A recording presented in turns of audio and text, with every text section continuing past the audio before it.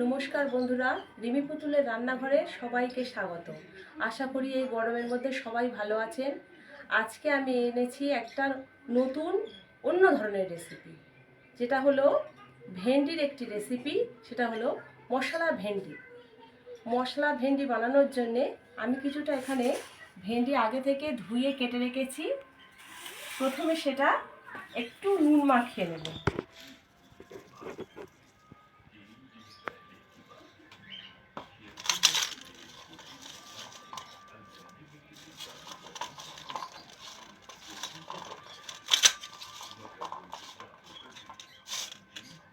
ভেন্ডিটা একটু নুন মাখিয়ে রেখে দিলাম। এবার একটা পাত্র নিয়েছি, তার মধ্যে দিয়ে দিচ্ছি কিছুটা বেসন।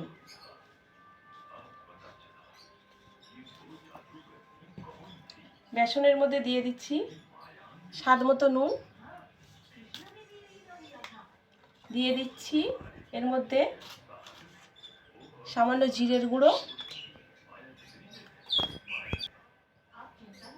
এবার দিচ্ছি একটু লঙ্কার গুঁড়ো, দিয়ে দিচ্ছি একটু ধনের গুঁড়ো, আর দেবো এর মধ্যে একটু হলুদের গুঁড়ো।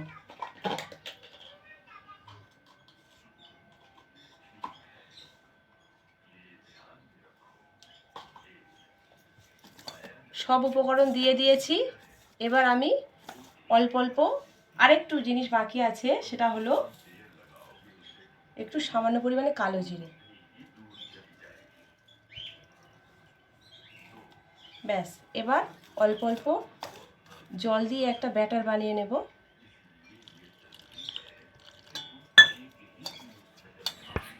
ব্যাটারটা পুরোপুরি রেডি হয়ে গেছে। এবার আমি উনুনটা জ্বালিয়ে নেব। এবারে এদিকে উনুনে তেল গরম করতে দিয়েছি, সাদা তেল। আর এখানে এই নুন মাখানো ভেন্ডিগুলো বেসনের ব্যাটারে নিয়ে নেব।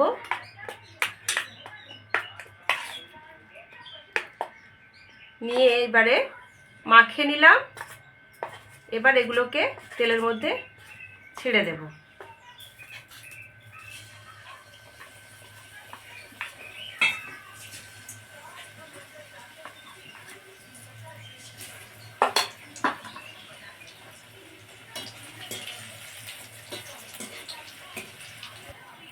প্রথমবারে দেয়া ভেন্ডিগুলো এভাবে ভেজে নিয়েছি, সেগুলোকে তুলে নিচ্ছি।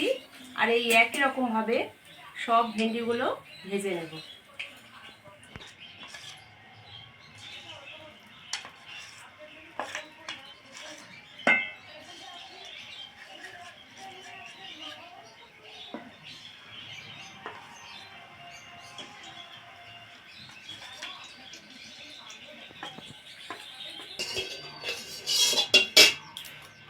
ভেন্ডিগুলো সব এইভাবে ভেজে নিয়েছি। এদিকে কড়াইতে সরষের তেল গরম করতে দিয়েছিলাম। তেলটা গরম হয়ে গেছে, দিয়ে দিচ্ছি জিরে। এবার দিয়ে দিচ্ছি পেঁয়াজ কুচি। পেঁয়াজগুলো একটু ভাজা ভাজা হয়ে যাবে। তারপরে পেঁয়াজটা একটু ভাজা ভাজা হয়ে গেছে, এখন দিয়ে দিচ্ছি কিছুটা কাঁচা লঙ্কা কুচি আর দুটো টমেটো কুচি। টমেটোটা একটু ভালো করে ভেজে নেব। পেঁয়াজ টমেটোটা ভেজে নিয়েছি। এবার এর মধ্যে দিয়ে দিচ্ছি গ্রেট করা আদা আর গ্রেট করা রসুন।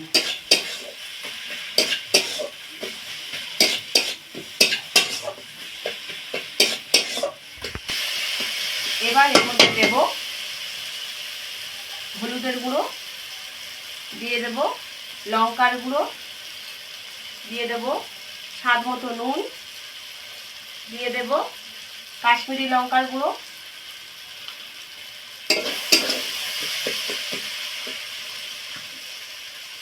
দিয়ে দেব জিরের গুঁড়ো, আর দিয়ে দেব ধনের গুঁড়ো।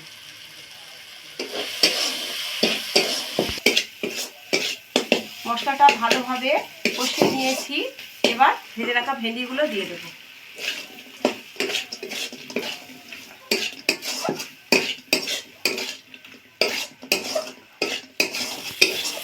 এবার দিয়ে দেব খুব সামান্য পরিমাণে কয়েক দানা চিনি, আর সব শেষে দিয়ে দিচ্ছি একটু গরম মশলার গুঁড়ো।